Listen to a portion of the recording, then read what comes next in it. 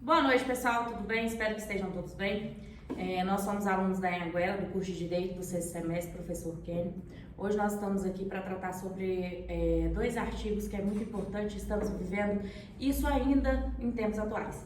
Nós vamos falar hoje sobre o artigo 149, que é a redução à condição análoga à de escravo, e sobre o artigo 149A, que é em relação ao tráfico de pessoas, tráfico humano. Essa é uma conversa informal, é um bate-papo. Eu quero que meus colegas, eu vou apresentá-los para vocês, fiquem bem à vontade. Então, caso queira discutir algum tema, faça alguma pergunta e se estender, não tem problema. Nós temos todo o tempo, quero que vocês fiquem bem à vontade, tá bom? Nós estamos aqui com o Wellington, com o nosso aluno também, o Rogério, o Joel Vitor e o Antônio. Podemos começar? Vamos lá? Então, hoje nós estamos aqui com nossos colegas, que eu já apresentei, né? Com o garoto propaganda Vascar, dá um sorrisão lá pra câmera, Antônio. Tá com os dentes novos. Então, Kenny, conseguiu trocar a aula, me deu um jump, era pra eu estar em Goiânia, uma hora dessa, mas tô aqui, gravando podcast, trazendo conhecimento para a turma. Mas tô com os meus amigos, tô feliz. Vai dar certo. Vai dar certo. Vamos lá. Dando sequência aqui, eu quero fazer uma pergunta para o Antônio. Antônio, você poderia me explicar o que caracteriza o crime de redução em condição análoga de escravo conforme o artigo 149 do Código Penal? Sim, Alana, posso explicar sim. Em seu artigo 149 do Código Penal, no seu preceito primário, define esse crime como reduzir alguém a situação, as condições análoga à de escravo, né? Seja ela através de trabalhos forçados, jornadas exaustivas, condições, né, precárias de trabalho, ou até mesmo restringindo a locomoção em razão de dívida, né? E esse crime, Luana, é um crime gravíssimo, né? Ele é um crime gravíssimo. E por quê? Porque atenta, na realidade, diretamente é um atentado contra a dignidade humana. Então é isso. Entendi. Infringe o direito de ir e vir da pessoa, né? Justamente. E não só o direito de ir e vir, né? Conforme o preceito primário, ele reforça sobre essas questões de jornada exaustiva, né, trabalho degradante, todo esse procedimento. Preceito de reduzir a outra pessoa, né? O patrão querer reduzir aquela pessoa ao ponto de querer ser dono da pessoa, não é isso? Exatamente. Não necessariamente precisa estar chicoteando ou prendendo a pessoa, igual era antigamente, né, na época da escravidão. Justamente. Rogério, interessante. Você poderia, Rogério, me dar um exemplo real, recente desse tipo de crime, de essa escravidão que acontece hoje em dia, desse artigo 149? Sim, inclusive saiu, né, na grande mídia, grande parte da mídia anunciou, né, ano passado, Sérgio Gaúcho aí, no finalzinho de fevereiro, 3 trabalhadores conseguiram fugir de uma fazenda lá de colheita de uva, né? Encontraram um posto da PRF, reportaram a situação de trabalho análogo escravo. A polícia se dirigiu lá junto com o Ministério do Trabalho e confirmou, né, que tinham pessoas em alojamento precário, relataram ameaça contra eles e contra parentes se fugissem, espancamento, inclusive choque elétrico. Choque elétrico, Rogério, na época de hoje tem essa crueldade da pessoa judiar do ser humano e tirar a dignidade humana, que o artigo 149 ele se dirige mais ou menos a isso, né? Exatamente. A questão da dignidade humana e do direito de liberdade, né? Inclusive tem relato também de trabalho de 5 horas da manhã até 8 da noite. Até Sério? 10 horas, né? Meu Deus. Desse jeito? Só folgavam um sábado e não podia E aí sair. não podia sair E a da pessoa, fazenda. inclusive o artigo 149 ele é tão claro que a pessoa fica tão rendida que ela não tem direito Vira um refém. nem a locomoção, a sair da fazenda, Não, ela não tem direito de fazer fugido, nada, ela né? fica refém como se fosse um senhor feudal daquela época, né? Não, Saíram de madrugada. Joel. Joel, que acontece? Muitas das vezes, até pelo fato do cara sair lá do Nordeste, lá ir para São Paulo, que ele vai lá procurando um emprego, com uma melhora de vida e tal, entendeu? Aí chega lá com a família dele, muitas vezes vai com a família, aí a fazenda é lá no interior de São Paulo, correto? Aí chega lá, o patrão, ele é o dono da fazenda, é o dono do mercado e é o dono da casa. Tá entendendo? Mantém ele aqui, ó. Exatamente. Aí o que acontece? O cara tem que trabalhar para ganhar o saláriozinho dele, que é pouco. Aí o patrão cobra o aluguel da casa. Entendeu? Cobra o aluguel da casa. E ainda o empregado ainda é obrigado a comprar no mercado. Aí são o que ele gasta e o que ele ganha são duas linhas que não vão se trombar, entendeu? Você entendeu? Aí o que acontece? Nesse caso, o cara só pode sair da fazenda lá quando ele terminar de quitar a dívida. Que isso nunca vai acontecer. Nunca vai acontecer. Nunca vai acontecer. Entendeu?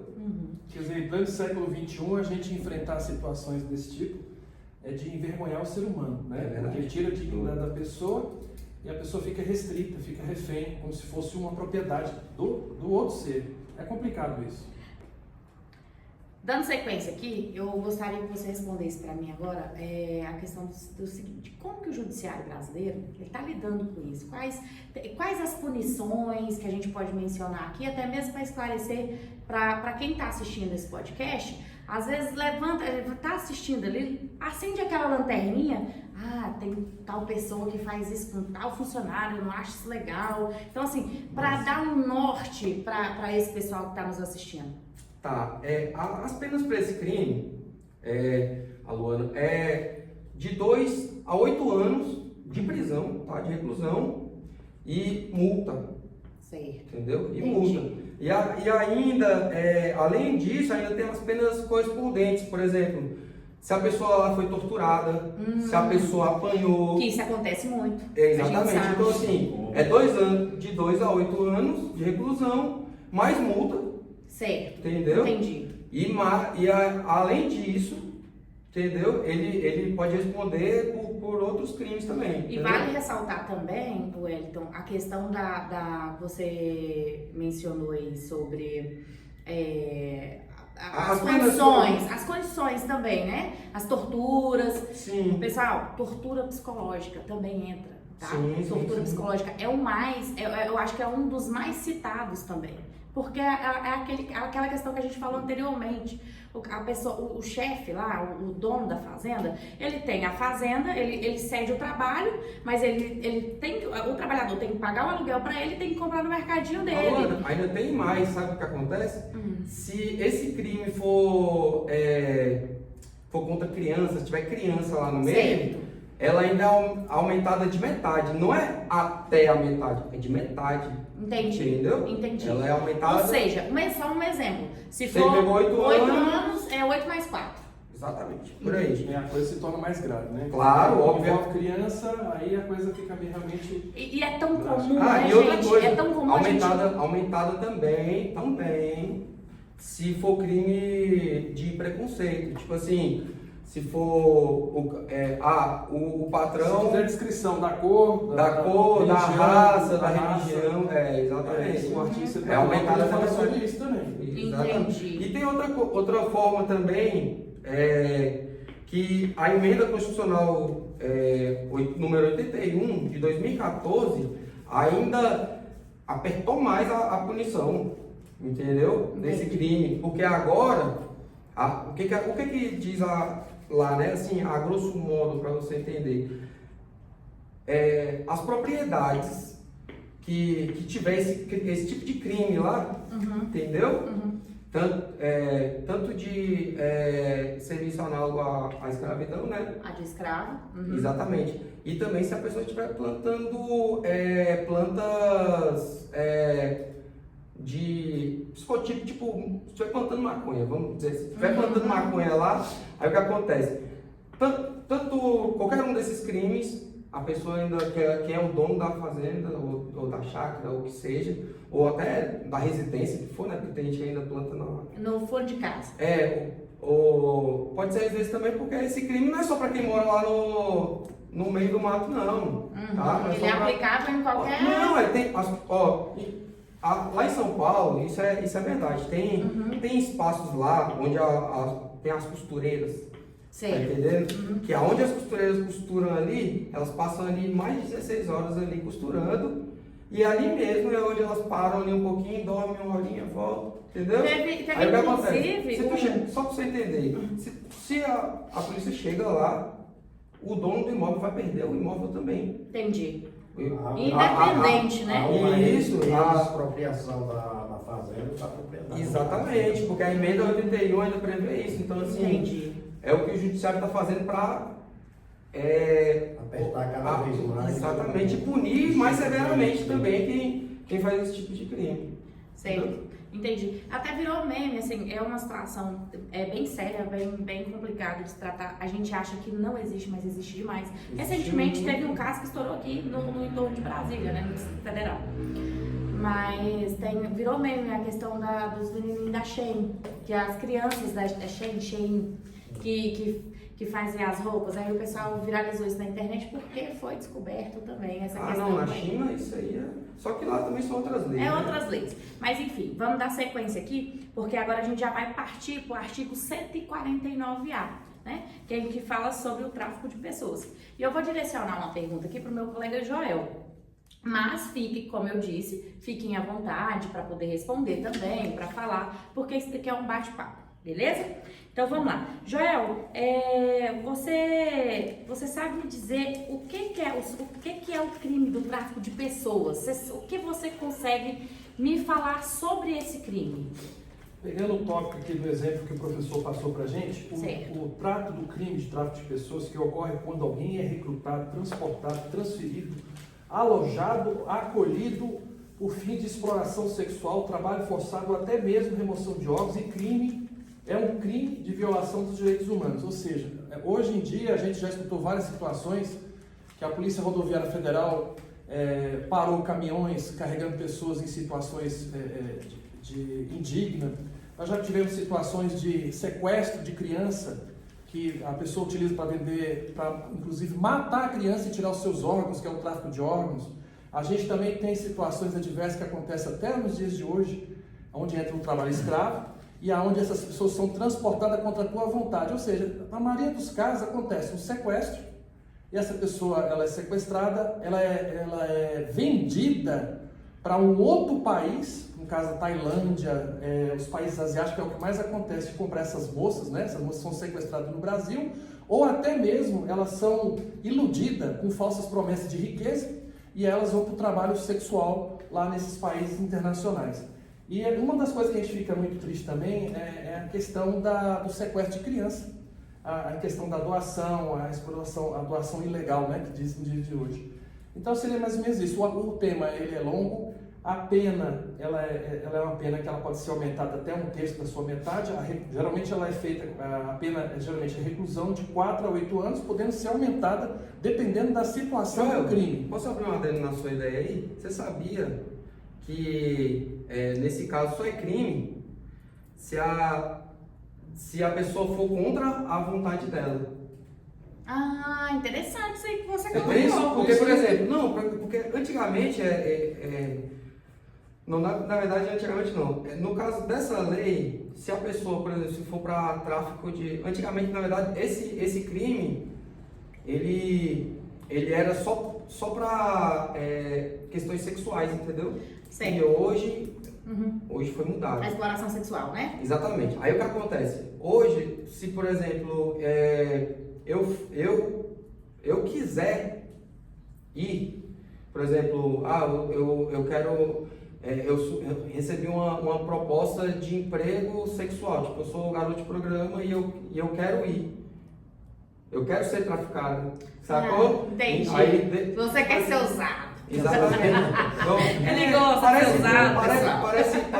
Parece engraçado, mas é complicado isso aí, velho. É triste. Mas não é crime, tipo assim, se você quer Mas isso aí- assim, você vai estar esboçando a sua vontade, até mesmo porque você é dono da sua vida, né? Sim. Não tem nada que impeça você de fazer o que você quer. Porém, a gente entendeu o seu ponto de vista, o que o João estava abordando e o que foi perguntado em relação ao tráfico mesmo. Sim. Entendeu? Que são as pessoas que muitas vezes são enganadas, que prometem tem uma proposta de emprego irrecusável.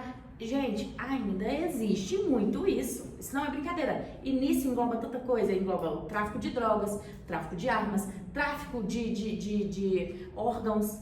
Então, é um tema que às vezes a gente só, como eu disse no início, a gente acha que só vê em filme, em novela, em série. Não, tá mais perto do que a gente imagina.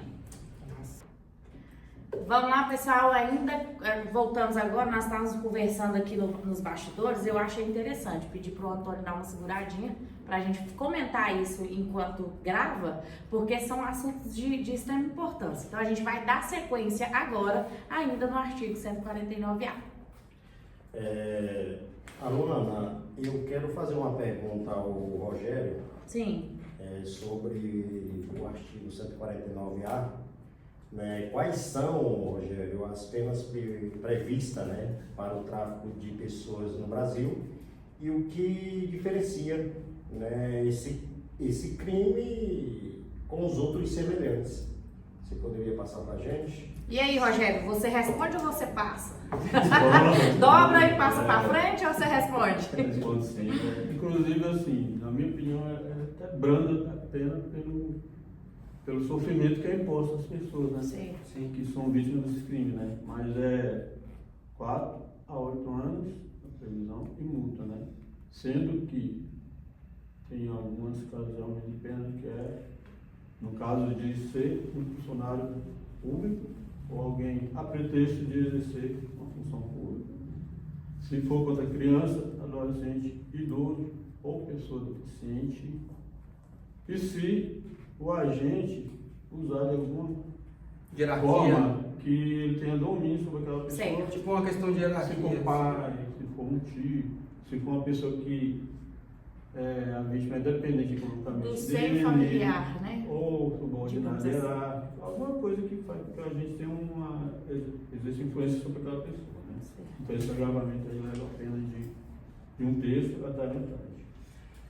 E a diferença dos outros crimes é aquela questão da sistemática, né? De um crime ser organizado, né? Já é uma coisa que o cara já pega as pessoas, geralmente já tem a quem passar, né? Traçada, é tudo uma rota Já bem é elaborada, definido, né? geralmente no exterior, né? O esquema deles é extremamente organizado. Exatamente. Quando a gente para pensar num esquema de investigação, se fosse tão organizado quanto o que eles elaboram, a gente não teria tantos casos assim. E por isso que é tão organizado a ponto dessa organização diferenciar, né, dos demais crimes semelhantes, porque há uma organização, não só no Brasil, né, como uma organização arquitetada tanto no Brasil como no exterior, né? Aí, e nesse caso aqui, para a pena ser reduzida, Rogério, no caso, a única coisa que pode ser reduzida essa pena é se a pessoa não tiver. Então, se a pessoa não tiver antecedentes criminais e também se ela não tiver ligada a alguma organização criminosa. Entendeu? Entendi. O que você falou? Você falou da questão de organização, eu lembrei que. O esquema deles mas para você, por exemplo, a única forma de reduzir, a pena ser reduzida mesmo, é se a pessoa tiver o réu primário, né? Ou também se ela não tiver réu primário e também não for ligada a nenhuma organização criminosa. Entendi. Entendeu? Isso é pela natureza do crime é bem difícil de acontecer. Que é bem difícil É bem acontecer, difícil, né? Mas. Rapaz, o Rogério, quando ele pega pra responder, ele responde mesmo, hein? O bicho vai rasgado, menino. Beleza. Então, Antônio, agora o Rogério já respondeu, né, a pergunta. Eu tenho outra pergunta para você, cara. Como as autoridades brasileiras têm enfrentado o tráfico de pessoas, especialmente considerando a dimensão global desse crime, cara? Wellington, sobre esse procedimento adotado pelo Brasil, ele tem adotado diversas medidas, né, incluindo a cooperação internacional, né, e o fortalecimento de políticas públicas de proteção a essas vítimas. Né.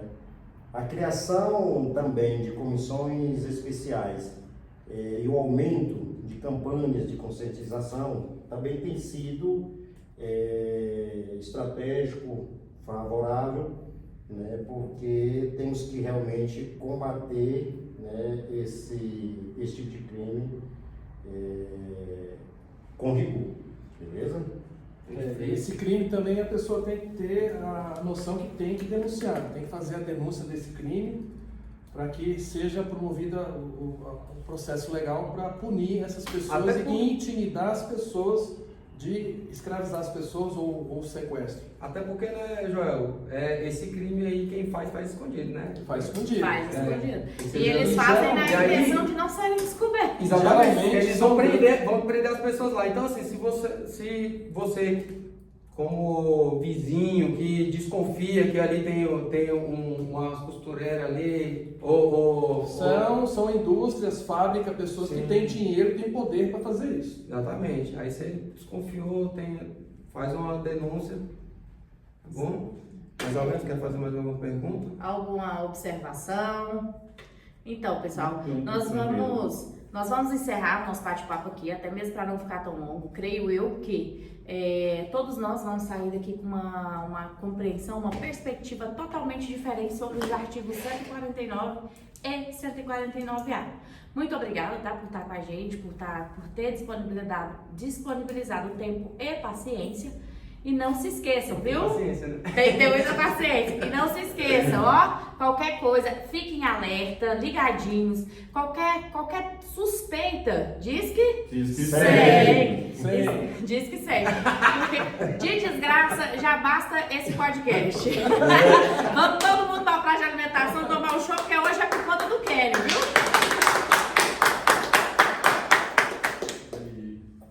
Saga do microfone. Olha aqui, ó. Sabadão. Antônio, Abrascar parou porque você saiu de lá um pouquinho ou não? Dá um sorrisão aí pra câmera, então. Todo mundo feliz. Olha lá o Joel Vitor, Rogério. 2 e... Boa no... Tá gravando? Tá não? Tá gravando. Já foi? Beleza, agora eu pausei. Depois tu... Ih, abriu Ih, tá caralho. gravando de novo. Vou pausar que eu vou fazer uma pergunta pra ela. Não, tá gravando. Não é porque eu apertei. Então, pode pausar aí, porque eu